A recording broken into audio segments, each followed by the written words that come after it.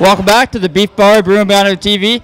I think we've hit episode 20 this week. My math might be wrong on that, but bit of a milestone, a distance for us. And we're joined by Sean Lee. And Sean, you live in Crosby, North Dakota. You came from a lot further than that originally, but you've been coming up, for Bruin games and volunteering with the team. And I just find it interesting, how you're from Hawaii and you ended up, being based in North Dakota. And so just wanted to talk to you a little bit. First of all, just tell us a little bit about your background and where you came from. Well, I'm from Honolulu, Hawaii originally. It's probably the first Bruins volunteer from that far away. But went to the University of North Dakota on a scholarship. Came up there in 2009. Was this close to transferring actually to the University of Hawaii, and then I discovered hockey. Uni has an incredible hockey team. Discovered that, got involved with it, ended up doing a little bit of sports reporting for the UND team. And then when I moved up here, I had a little bit of hockey withdrawals, looked around a little bit, found the Bruins, found that they needed a camera guy, and ended up coming up here for almost every home game on the weekend, and I've been loving it since. So before you went to UND, did you know anything about hockey? Did you know it existed? Well, not really, no. I was one of those guys that, you watch on TV, hockey, you just didn't get it, it took me a good 2 seasons to learn the game.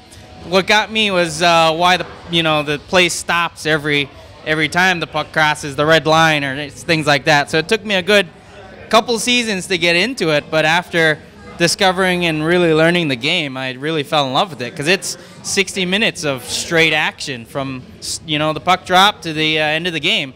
I love it. Yeah, so you discovered hockey at UND, and obviously it's a great arena there and a great place to learn about the sport because they've got a great program there. With it being so foreign to you, was it something that just kind of, clicked with you right away?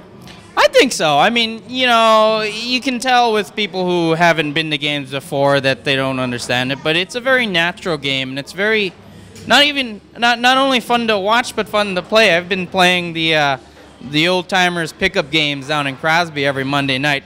I get my butt kicked every weekend, but it's fun. Between hockey and curling, I can't believe I went most of my childhood without it. You guys have it nice up here. So you end up, becoming a reporter with the Journal in Crosby, and then how did you end up becoming a volunteer with the Bruins games? Well, found them on online that they needed camera guys, and eventually moved up to production. What I do is the big screen, all the replays, all the graphics that go up every night. I'm in charge of. So I mix between graphics and video. And that's a blast. And I did a little bit of video editing at UND, so I got that skill set to kind of transfer back and forth. And it's a great crowd we get up here, especially on the weekends. So, I'm very happy that the work that we're showing up there is appreciated. And, it takes some real dedication to volunteer. You have to cross the border just to volunteer. What's that like? having to explain to them what you're doing, and have you ever had any issues with that? Well, the first few times, because on my U.S. passport it says born in Hawaii. So the first few times, they'll ask me where I'm going, and they'll say, "Really? You're going to hockey? I don't know." I got searched a couple times going up there, but no, it's been a breeze just coming back and forth. The only issue is going back. I have to go through Portal, which is about an hour drive. Yeah, a night like tonight where the weather is kind of iffy, it's kind of scary sometimes, but well worth the trip. I was just about to ask you that because the crossing you go through closes to 9? So, obviously the game's over well past 9. So you actually go through the North Portal crossing and go all the way around? Yeah, I go through Portal, especially earlier in the year when there's that hour time difference, no chance of catching it. Usually games get out about 9:45, 10 o'clock here, but still going through Portal is not bad. Especially state as plain, as North Dakota, driving all the way around, that's not too hard, and it's well worth the trip. Takes some real commitment. Thanks, Sean. Thank you. Welcome back to the Beef Bar Bruin Banter TV. We're I don't think we have to introduce our guest anymore. He's been a pretty much a regular here. Anyway, we're at the Beef, and Keith, how's your week been going? Does that mean I have a regular segment on this show? Is that what that is? There's a title page for it. Of course, it's a segment. Are we going to have a segment now with your fantasy picks and updates? I know I missed it last week. You did. You were kind of slacking there. I did. But are we going to have a title page for that? Bushman's Fantasy League.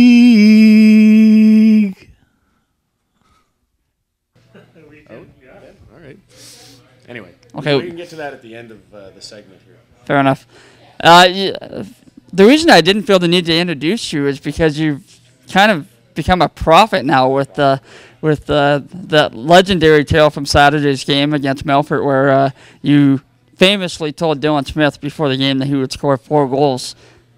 Walk us through that. How did that happen? Well, he had come in to get a new stick, and every now and then when we give out a stick, I just ask guys how many goals they think they have in it, and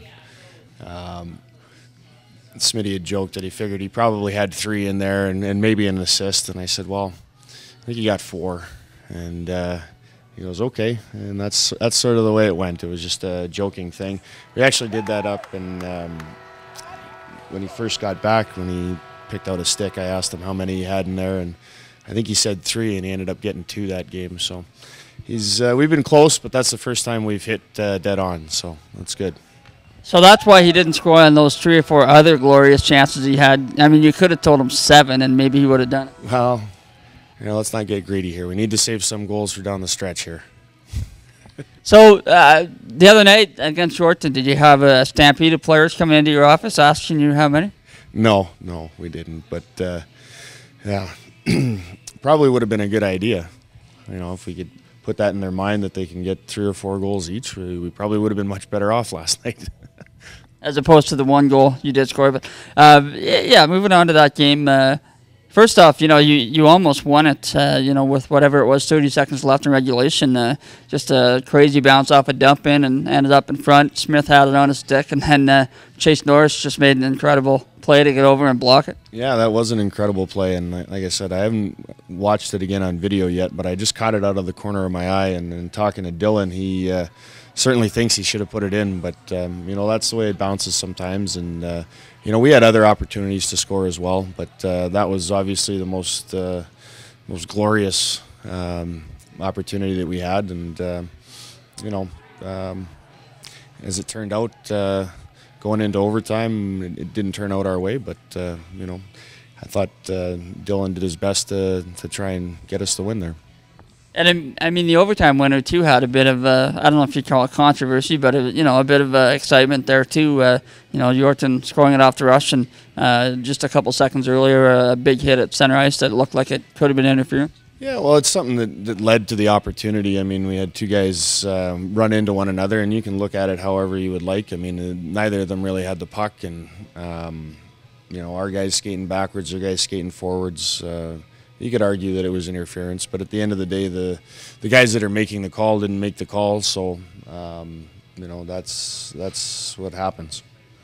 And that game as a whole, a pretty good test for you guys. The first place team in the league, probably the hottest team in the league right now, with the hottest goalie in the league. So you hold them to 2 goals and played them pretty tight all game. Are you pretty happy with your performance there? Well, I mean, I always think there's things that we can improve on, and it was a pretty low-key game. I didn't have that spark or intensity that I think you're going to see. That didn't have that playoff feel to it, but there's certainly some things that we were looking at from them, and it was a good test. I thought anytime you can hold that team, like you say, they're on a roll, and you keep them to 1 goal through 60 minutes. I think you're doing all right. And, with the way you guys have been playing lately, obviously you add to it the win over Melfort Saturday, and you've won, or you've gotten points in 4 of your last 5 now, I think. You've taken over 4th place. Obviously, that's still a pretty tight race. But with Weyburn being 7 back, I mean, you've obviously haven't clinched a spot yet, but not really in danger of it anymore. How nice is it just to be able to focus on that battle for 4th? Well, I mean, we can't relax. I mean, anything can happen. There's still plenty of games left here, and we have to, keep that mentality 1 game at a time, and we want to have that home ice advantage. So that's going to be our focus from here on in, and that's going to be what gets us up and gets us excited for each and every game from now until that last game against Notre Dame. You wanted to ask me about my fantasy hook? Yeah, how'd your week go this week? Well, we're still in the middle of the week, so it's How's your week gone so far? You can't really say much about the results so far. Last week I didn't do so well. I had one bad night where I forgot to set my lineup, and it was quite disastrous. I went from being tied to being down, I think 9-2, so that didn't work out so well. How'd that goalie trade work out for you? Pavlich hasn't really been that great so far. I mean, Dubnyk hasn't had the best numbers either, so I think the jury is still out on that one. Okay, any of your picks you want to highlight today? Actually, Monday of this week, it was kind of moving day for our team. We made 2 or 3 deals and made a bunch of acquisitions, and it was pretty exciting. I almost felt like a GM there that day. Okay, and any of those picks produce results for you right away? I'd have to kind of look at my team, and I'm not really sure. But I'm prepared for this stuff. I thought we kind of buried this, but I'm have its own title page now.